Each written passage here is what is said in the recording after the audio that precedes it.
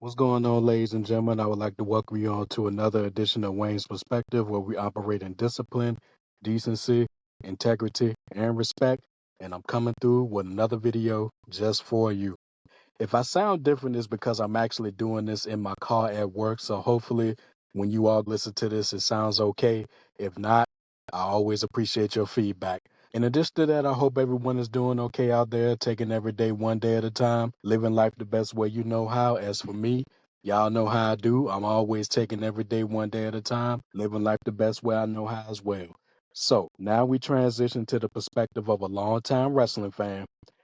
There has been talk for several months now about the direction of the WWE, specifically the main roster. I previously talked about this in a video I did focusing on Triple H, the current chief content officer.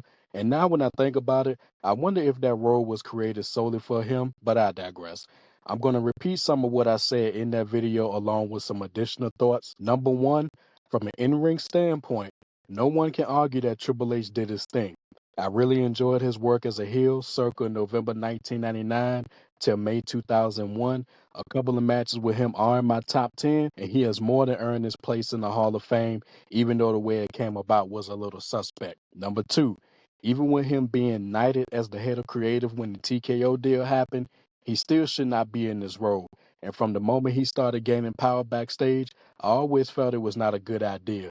He's a wrestler, albeit a retired one, not a writer, and in this form, there's nothing about him that screams creative. Number three, just because Triple H is in this role and the availability of wrestling content has increased since the early days of the WWE network doesn't mean the wrestling business is in a boom period. It's not. The last time pro wrestling was in a boom period was the Monday Night War, and we're never going to see wrestling that popular again. And number four, last but not least, let's stop with this idea that Triple H saved wrestling. Such claim is very absurd, as if wrestling in general was on its deathbed prior to TKO stepping in a matter of speaking. As I record this, there's been talk, rumors or otherwise, that Triple H's days in this role are numbered and he will be ousted in 18 months.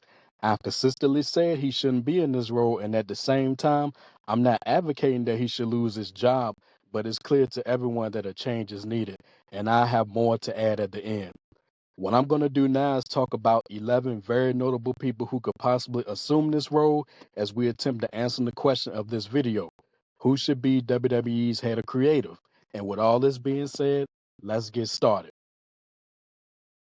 This is the first pick to come to mind, and it's an obvious one. Word is my number one favorite wrestler of all time has been doing very good things with the NXT brand. And of course, I'm talking about the legendary Shawn Michaels. Admittedly, I don't watch NXT, so I take people at their word when talking about the NXT product. I think Sean would be welcome with open arms. However, if his vision is not creative enough, or if he does anything close to what Triple H does, he's going to catch that same heat and we'll be having these same discussions.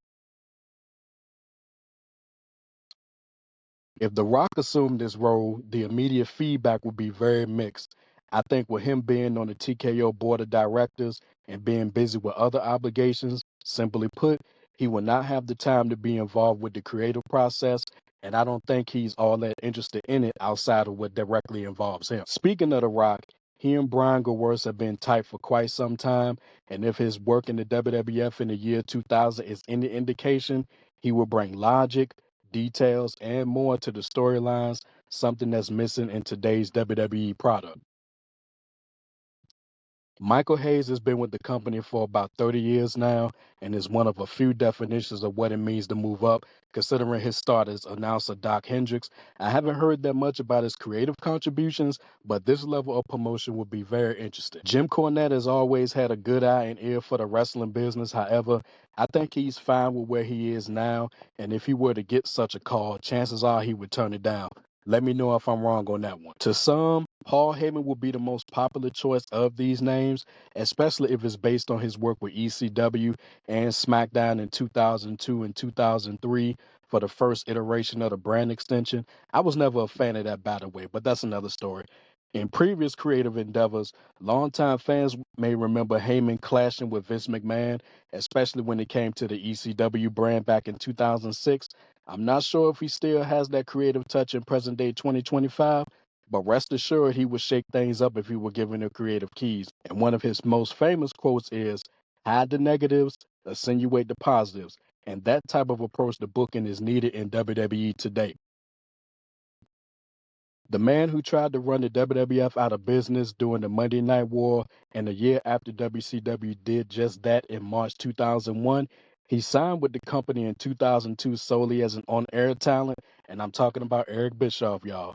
It would be quite the news story if he became the head of creative in WWE.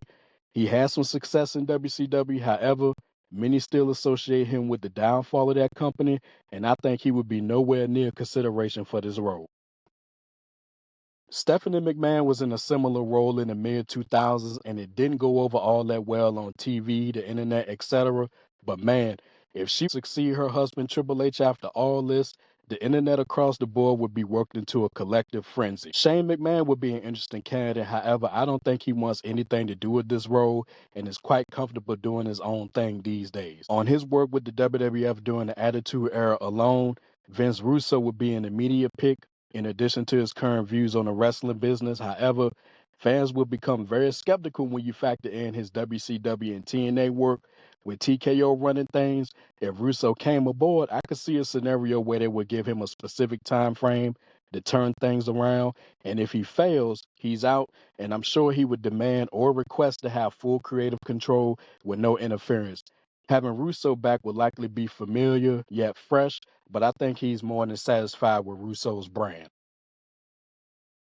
And last but not least, Vince McMahon. Let me talk about this for a bit as I prepare to close the video. Vince is not perfect, that's very clear. I'm not an apologist of his, but I've always recognized and appreciated his contributions, especially when you consider how much of an iron fist he ruled with prior to TKO. And yes, this type of leadership does have its pros and cons. Furthermore, a lot of what we have seen on screen and hear about off screen since WrestleMania 39 wouldn't have happened under his watch. Overall, I would be in favor of a Vince return, but honestly, I think the proverbial ship has sailed on that. We're not sure where things may be heading with his new investment company, 14th and 1, but with the calculated acumen of Vince, we'll just have to see what happens. In the end, y'all, when it comes to who will oversee the creative direction of WWE, only time will tell in this regard. My views on Triple H being in this role will not change no matter what happens with the product. If he's ousted in 18 months, all eyes will be on the person who replaces him. And if he remains in this role 18 months from now, we may be stuck with him for the foreseeable future. And this is where I close the video, ladies and gentlemen. Let me know your thoughts on the list of names I mentioned. If I missed any names, who would you include? Who would you take off? And on that note, I'm going to go ahead and close the video right here. If you like what you heard, feel free to subscribe, like, and comment. And until next time, my people, take care of yourselves, and I look forward to talking to y'all again soon.